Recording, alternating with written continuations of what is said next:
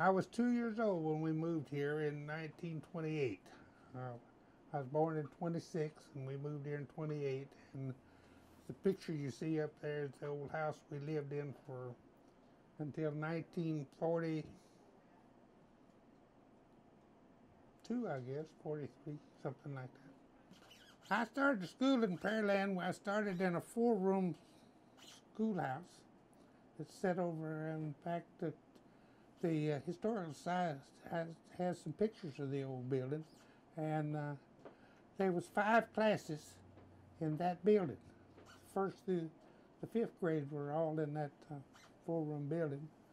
There was the 6th and 7th grade, and the auditorium was in a building nearby. But as I say, we only had 7 grades here at that time.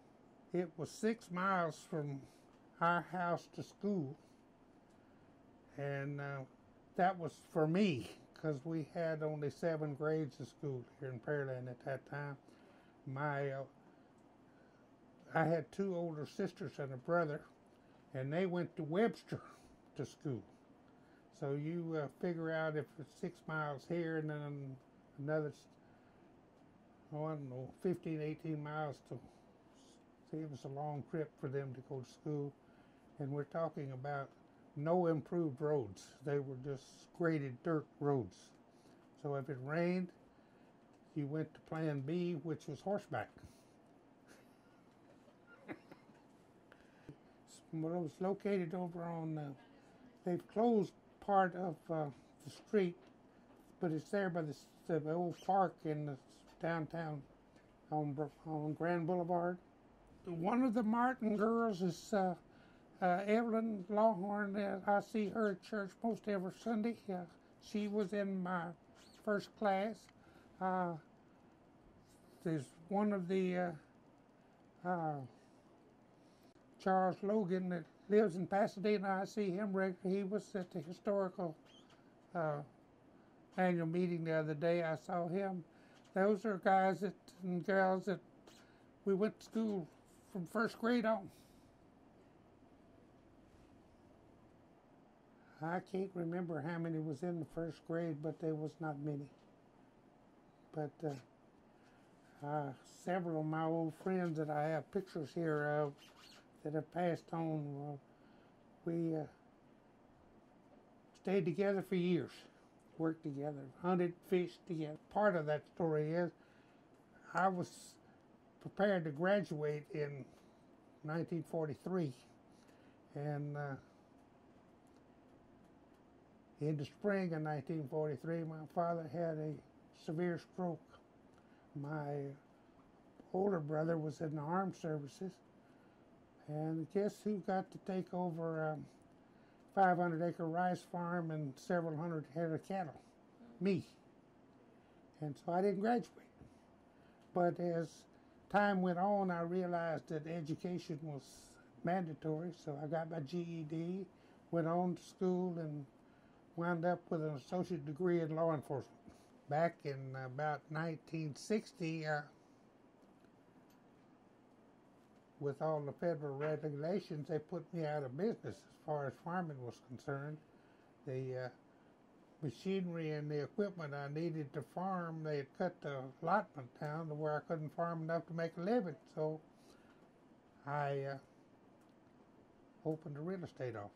My office was on the corner of 518 and 35, and at that time it was a caution light on 518 and a caution light on 35 and a blinking red light on 518, and it went off at 11 o'clock at night because there wasn't any traffic.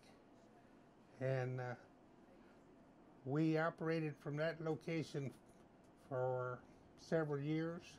We built an office building down on Walnut and office from there. Tom Alexander and Sam Vester and I had an opportunity to buy a piece of land, and we bought it with the thought in mind that Golf Crest, which was an established country club up on Long Drive in Houston, that they they were wanting to move.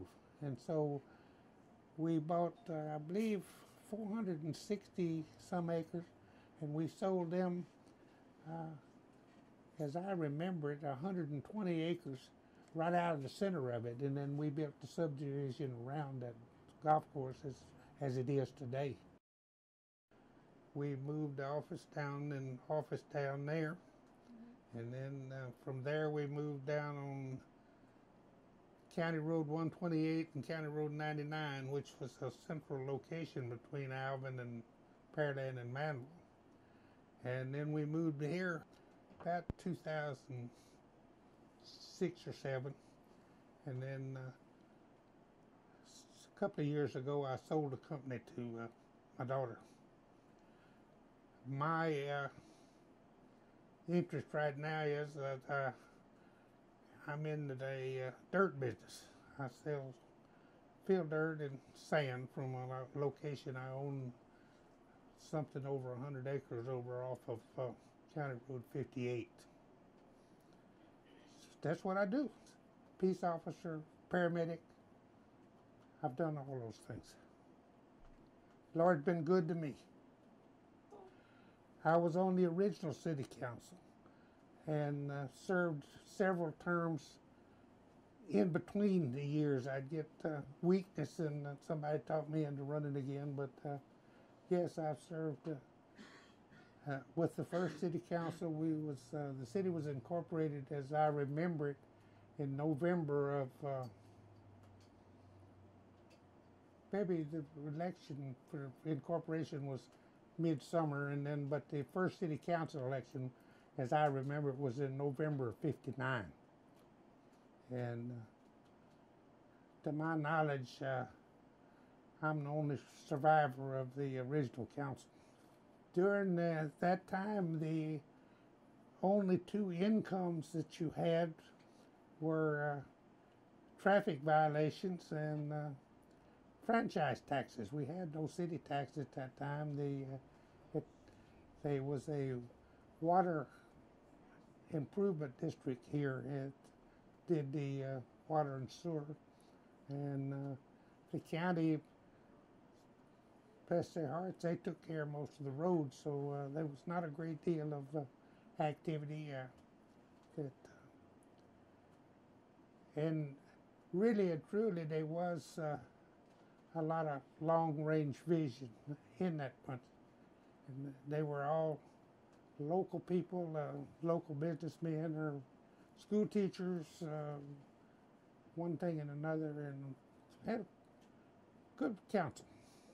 What do you think those original council members would say about Pearland if they saw it today? Well, they'd be just like me. I go around the old home place and I get lost. I can't find out where I am. It's changed that much from a bald prairie to houses, businesses, and where they used to be when I was a kid, bootleggers running stills. There's multi-million-dollar businesses now. So yes, it's changed. I married in '46, and we had 3 daughters. My wife was a Walker from Walker County. We were married in Huntsville. She had folks down here, and I met her here. And but what I did in Huntsville, I made many trips to Huntsville as a police officer to deliver them some new occupants. But we met here, and Frankie was a very faithful, hard-working Christian woman. Most people that knew us well said she was a woman that was long-suffering to put up with me. But that's the way it is. Daughters all grew up learning the absolute essential to me, and that's how to work. They grew up at that time still farming and ranching, and they learned how to take care of cattle. In fact, the oldest girl being older, I'd rather have her than any cowhand I could hire because she was a good cowhand. Which would be amiss if I didn't tell you, in 1947, as a second job, I went to work for the sheriff's department. And then as we speak today, some 60 years later, I am still a Texas peace officer. I tell you what Mr. Jack told me, Mr. Jack Marshall, he was sheriff. When he hired me, he said, "Son, I know you don't know anything about the law, but if you'll use good common sense, we'll just get along fine." And we did. Fine man. In fact, I have served under 3 of the last 4 sheriffs in Peoria County, one time or another.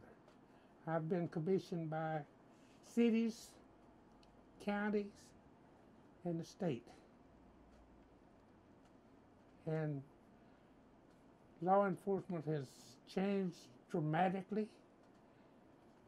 Most of it for the good, some of it I have questions about. I've always worn a cowboy hat, that's all I done know. I, at probably 18, 19 years old, I thought I was a top-notch cowhand, but I found out that, I fuss about people riding motorcycles and doing this thing today, and riding them bulls and so on was, as I look back, was just as dangerous, but I didn't have any better sense.